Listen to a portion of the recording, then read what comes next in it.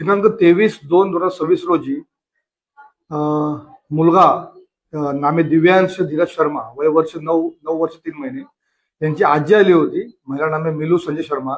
यांनी तक्रार दिली की त्याचे वडील धीरज शर्मा यांनी त्याचा मुलगा अभ्यास करत नाही, जेवण करत नाही म्हणून त्याला इस्त्रीचे चटके दिले आणि काठीने मारहाण केलेले आहे. त्याबद्दल नवर पोलीस ठाणे येथे गुन्हा दाखल करण्यात आलेला आहे. सदर मुलाला CWC कडे हजर करण्यात आलेले आहे. ही कारवाई चालू आहे. तसेच त्याच्या जखमा झालेल्या आहेत त्याबद्दल वैद्यकीय प्रमाणपत्र मिळण्याकरिता पत्र देण्यात आलेले आहे. नमूद गुन्ह्याचा तपास सुरू आहे. सर, किती जागी चटके देण्यात आले आणि याच्या अगोदर देखील त्यांनी म्हणजे त्याला असं काही केलं?